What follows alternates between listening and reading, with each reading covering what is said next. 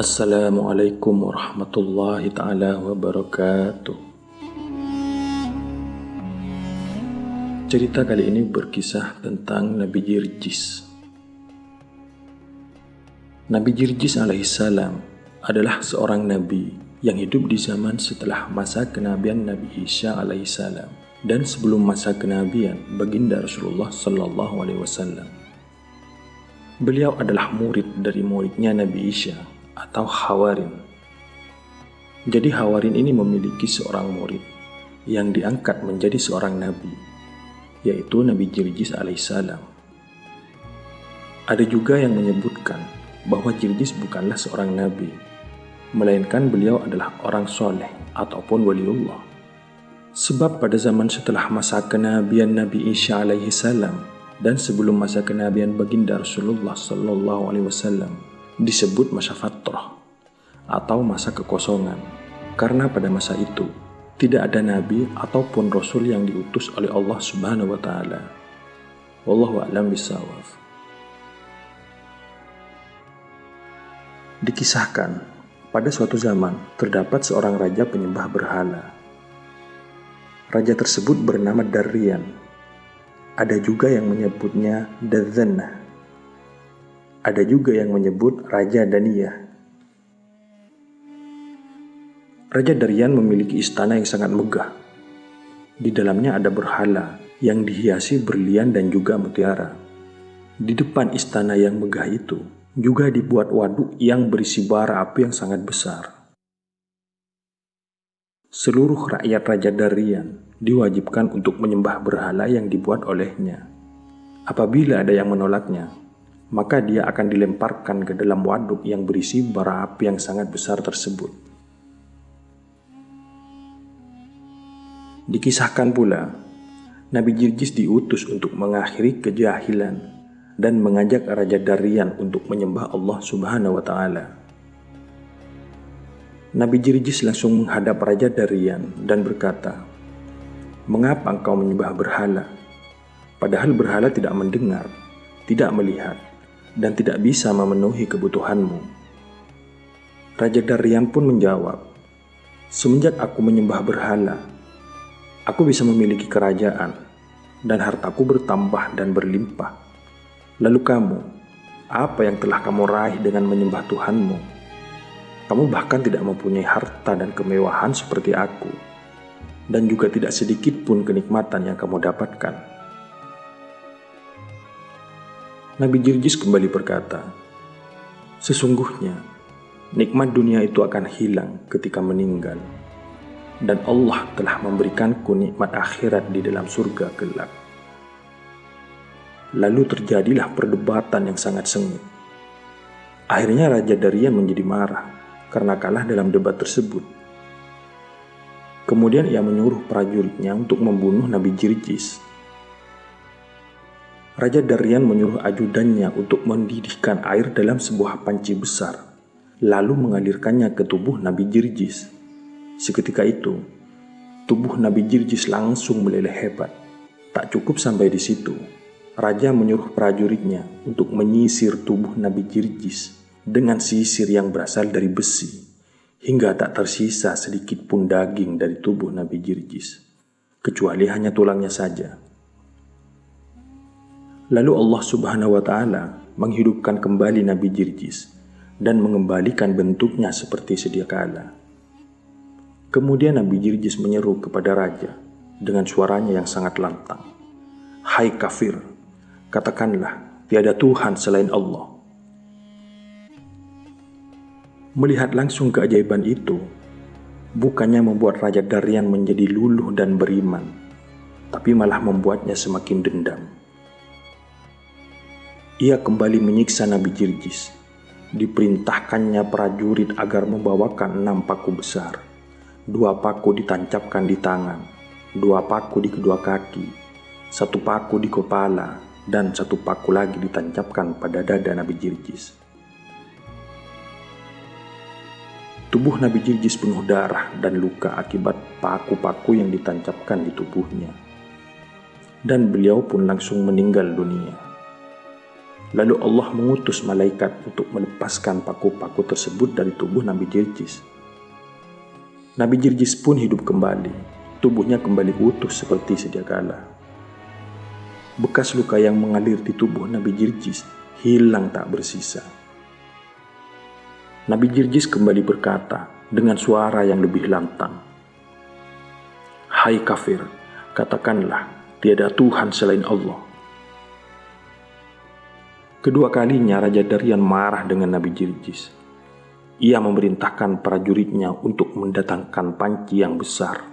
Di dalam panci itu terdapat air yang sangat panas. Lalu Nabi Jirjis dilempar ke dalam panci tersebut. Seketika itu juga beliau meninggal dunia untuk yang ketiga kalinya. Dengan kuasa Allah Subhanahu wa Ta'ala, Nabi Jirjis hidup kembali dan keluar dari kuali tersebut. Di tubuhnya tak ada luka bakar sedikit pun. Raja Daryan menyiksa dan membunuh Nabi Jirjis sampai 70 kali. Namun Allah menghidupkannya kembali dengan kondisi tubuh seperti sedia kala. Ada pula pendapat yang meriwayatkan sampai 100 kali. Raja Daryan akhirnya menghentikan perbuatannya. Lalu ia berkata kepada Nabi Jirjis, "Saya punya permintaan kepadamu. Jika engkau menuruti permintaanku, maka aku akan menuruti permintaanmu." Nabi Jirjis pun bertanya, "Apa permintaanmu tersebut?" Raja Daryan kembali menjawab, "Aku ingin kau bersujud kepada berhalaku 1 kali saja. Nanti aku akan menuruti semua yang kau inginkan, dan aku akan melakukan semua perintahmu, termasuk menyembah Tuhanmu." Nabi Jirjis hanya terdiam dan tidak menjawab sepatah kata pun. Raja Daryan menganggap bahwa diamnya Nabi Jirjis adalah iya. Lalu sang raja berkata, "Hai Nabi Jirjis, aku telah menyiksamu dengan berbagai macam cara siksaan dan banyak menyakiti tubuhmu. Bermalamlah di istanaku agar engkau dapat beristirahat malam ini." Malamnya Nabi Jirjis pun pergi ke istana Raja Daryan. Beliau lalu beristirahat dan melakukan sholat terus-menerus, dan juga membaca kitab Zabur. Saat beliau membaca kitab Zabur, ternyata bacaannya tak sengaja terdengar oleh istri Raja Daryan, dan membuat hatinya terketuk. Istri Raja Daryan pun datang pada Nabi Jirjis untuk bertaubat dan memeluk agama Islam. Ia melakukan hal ini diam-diam tanpa sepengetahuan suaminya. Pada keesokan harinya, Nabi Jirjis keluar dari istana Raja Daryan. Raja Daryan mengajak Nabi Jirjis ke tempat berhalanya untuk menyembah berhala tersebut. Tapi Nabi Jirjis menolaknya. Raja Daryan menjadi marah, lalu memasukkan Nabi Jirjis ke dalam kurungan. Di dalam kurungan itu juga ada seorang perempuan tua dan anaknya yang buta, tuli, dan juga bisu.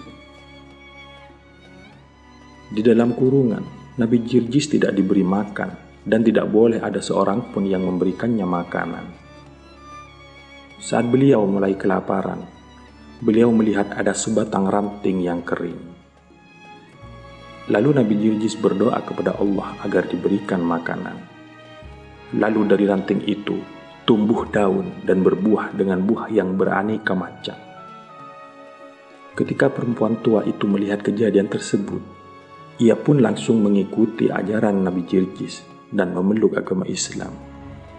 Perempuan tua itu pun meminta agar Nabi Jirjis mendoakan anaknya agar sembuh dari kebutaan, kebisuan, dan ketuliannya. Nabi Jirjis pun bermunajat kepada Allah agar Allah menyembuhkan anak laki-laki itu. Nabi Jirjis lalu memanggil anak itu, "Wahai anakku, segera pergilah kamu ke tempat berhala-berhala itu dan katakan kepada mereka, Jirjis memanggilnya." Anak itu pun bergegas pergi dan masuk ke tempat berhala-berhala itu yang jumlahnya ada 70. Lalu anak itu menyampaikan kepada berhala apa yang dipesankan oleh Nabi Jirjis. Dengan mukjizat Allah Subhanahu wa Ta'ala, Berhala-berhala tersebut berjalan menuju kepada Nabi Jirjis. Berhala-berhala itu berjalan menggunakan kepalanya ada di bawah. Tak sengaja, istri Raja Darrian melihat berhala-berhala itu berjalan. Lalu ia mengikuti arah tujuan berhala-berhala itu. Sesampainya di depan Nabi Jirjis, lalu beliau melihat istri raja berada di belakang berhala tersebut. Kemudian Nabi Jirjis menunjuk ke arah bumi dan menghentakkan kakinya. Seketika itu juga bumi terbelah. Berhala-berhala yang ada di hadapannya jatuh tenggelam ke dalam perut bumi. Ketika istri raja melihat mukjizat Nabi Jirjis, maka ia pun langsung pergi ke istana dan berseru kepada rakyatnya, "Wahai penduduk negeriku, kasihanilah kepada diri kalian dan ikutilah ajaran Nabi Jirjis." Sang raja terkejut mendengar ucapan istrinya. Lalu raja berkata, "Sungguh aku sudah melihat sekian banyak sekali mukjizat dan keajaiban, tapi aku tidak pernah mempercayainya. Engkau hanya melihat satu kali saja, sudah langsung percaya padanya." Sang istri menjawab, "Itu karena kamu adalah orang yang celaka, sedangkan aku adalah orang yang beruntung." Kemudian sang raja pun memerintahkan prajuritnya untuk membunuh istrinya. Di sisi lain, Nabi Jirjis bermunajat kepada Allah, "Ya Allah, saya telah merasakan gangguan orang-orang kafir selama 70 tahun dan sudah tidak tersisa lagi kekuatan dan kemampuanku setelah hari ini. Ya Allah, maka berikanlah kepadaku rizki mati syahid dan azablah mereka semua." Tidak lama kemudian, datanglah beberapa prajurit istana kepada Nabi Jirjis. Lalu mereka menusukkan pedangnya ke tubuh Nabi Jirjis. Nabi Jirjis pun meninggal dunia dalam keadaan syahid. Setelah Nabi Jirjis terbunuh, terlihat api besar yang berkobar-kobar turun dari langit. Api tersebut lalu membakar istana Raja Darrian hingga tak tersisa. Raja pun dan pengikutnya mati dalam keadaan mengenaskan. Demikianlah kisah Nabi Jirjis, ataupun ada yang menyebutnya Waliullah Jirjis. Semoga kita dapat mengambil hikmahnya. Assalamualaikum warahmatullahi taala wabarakatuh.